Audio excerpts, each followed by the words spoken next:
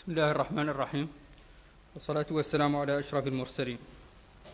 نرحب بكم في النقطة الصحفية اليومية لوزارة الصحة الخاصة بجائحة كوفيد، والتي نقدم من خلالها الوضعية الوبائية خلال 24 ساعة الماضية. تم تسجيل 20 إصابة جديدة، من ضمنها 2 من المخالطين و18 حالة مجتمعية. كذلك خلال 24 ساعة الماضية تم تسجيل 34 حالة شفاء جديدة، فيما للأسف تم تسجيل حالتي وفاة. نسأل الله العلي القدير الرحمة والغفران للمتوفين. بلغ إجمالي الإصابات منذ بداية الوباء 17,130، من ضمنها 9,044 من ضمن المخالطين، 7,894 من الحالات المجتمعية، و192 من الحالات الوافدة. كذلك بلغ إجمالي حالات الشفاء منذ بداية الوباء 16,472، فيما بلغ إجمالي الوفيات 437. تبلغ الحالات النشطة اليوم 221، من ضمنها 184 بدون أعراض، 25 بأعراض خفيفة، و12 حالات حرجة نسأل الله لهم الشفاء. تتوزع الإصابات الجديدة حسب المقاطعات على النحو التالي: إصابتان في تنبتقة، 2 في كيفة، حالة واحدة في بوتيليميد، حالتان في نواديب، 1 في تيشكجة، 1 في ولينجة، 2 في ركسار، 1 في تفرقزينة، 4 في تيارت، 1 على مستوى مقاطعة توجونين، 1 في الميناء، و2 في الرياض. تم خلال 24 ساعة الماضية إجراء 692 فحص جديد، من ضمنها 34 من فحوص المتابعة، و658 من فحوص التشخيص، موزعة على 469 من الفحوص السريعة، و189 من فحوص الحمض النووي بسار. بالنسبة لتوزيعة الفحوص حسب الولايات: 88 فحص جديد تم إجراؤها على مستوى ولاية الحوض الشرقي، 4 في الحوض الغربي، 44 في العصابة، 41 في قرقل، 32 في البراكنة، 50 في ترارزة، 8 على مستوى ولاية أدرار، 21 في داخل نواديبو، 11 في تقانت، 35 في قديماقة، 7 في تير زمور، 3 في إنشيري، 306 على مستوى نواكشوط الغربية، 27 في نواكشوط الشمالية، و15 في نواكشوط الجنوبية. بلغ إجمالي الفحوص المجرات منذ بداية الوباء 212,206، من ضمنها 27,598 من فحوص المتابعة، و184,608 من فحوص التشخيص، موزعة على 136,319 من الفحوص السريعة، و48,289 من فحوص الحمض النووي بسار. Pour la situation épidémiologique, durant les dernières 24 heures, 20 nouveaux cas Covid-19 ont été enregistrés, dont 2 parmi les contacts et 18 cas communautaires. 34 nouvelles guérisons ont été enregistrées durant les dernières 24 heures et malheureusement 2 nouveaux décès. Les cumul de cas positifs enregistrés depuis le début de la pandémie est de 17 130, dont 9 044 parmi les contacts, 7 894 cas communautaires et 192 cas importés. Le cumul de guérison enregistré depuis le début de la pandémie est de 16 472 et le cumul de décès est de 437. Nous avons aujourd'hui 221 cas actifs, dont 184 asymptomatiques, 25 avec des symptômes simples et 12 avec une symptomatologie grave.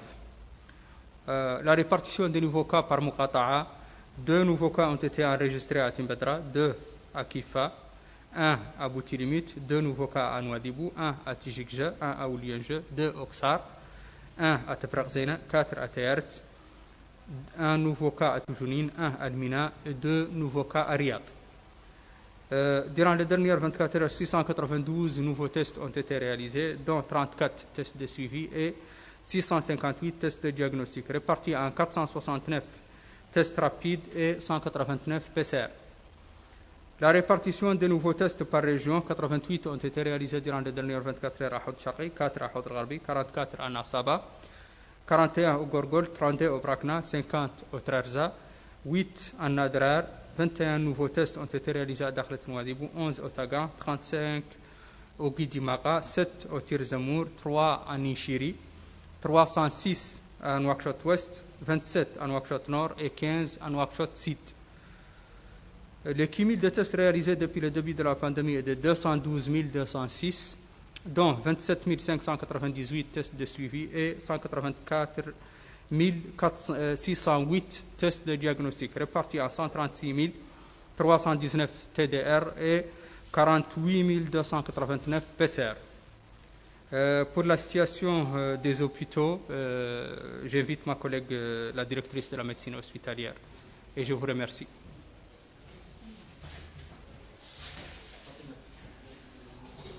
شكرا سيد المدير. بسم الله الرحمن الرحيم والصلاة والسلام على أشرف المرسلين.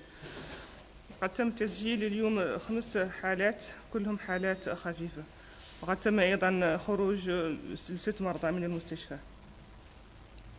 عدد المحجوجين اليوم 37، من بينهم حالة خفيفة مستشفى بجوجت، حالتان خفيفة مستشفى كهيدي، حالة خفيفة مستشفى أطار، حالتان خفيفة مستشفى نواذيبو، 6 حالات مركز استطباب تخصصات، من بينهم حالة خفيفة و5 حالات حرجة، 4 حالات مستشفى الصداقة، من بينهم 3 حالات خفيفة وحالة حرجة، 14 حالة مستشفى الوطني، من بينهم 12 حالة خفيفة وحالتان حرجة، 4 حالات مستشفى الشيخ زايد، من بينهم حالتان خفيفة وحالتان حرجة، 3 حالات مركز الوطني لأمراض القلب، من بينهم حالة خفيفة وحالتان حرجة.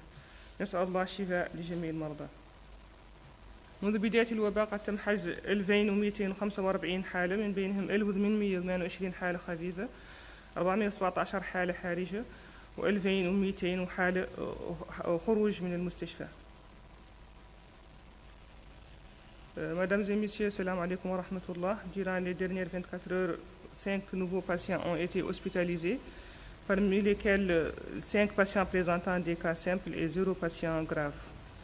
Et 6 patients sont sortis de l'hospitalisation. Nous avons aujourd'hui 37 patients hospitalisés, dont un cas léger à l'hôpital d'Abjust, 2 cas légers à l'hôpital de Keidi, un cas léger à l'hôpital d'Atar, 2 cas légers à l'hôpital de Nouadhibou, 6 patients au centre hospitalier des spécialités, dont un cas léger et 5 cas graves, 4 patients à l'hôpital de l'Amitié, dont 3 cas légers et 1 cas grave, 14 patients au centre hospitalier national, dont 12 cas légers et 2 cas graves, 4 patients au centre hospitalier Cheikh Zayed, dont 2 cas légers et 2 cas graves, 3 patients au centre national de cardiologie, dont 1 cas léger et 2 cas graves. Nous souhaitons un bon rétablissement à tous les patients. Depuis le début de la pandémie, 2245 patients ont été hospitalisés, parmi lesquels 1828 présentant des symptômes légers, 417 présentant des symptômes graves et 2201 patients sont sortis de l'hospitalisation. Assalamu alaikum wa rahmatullah.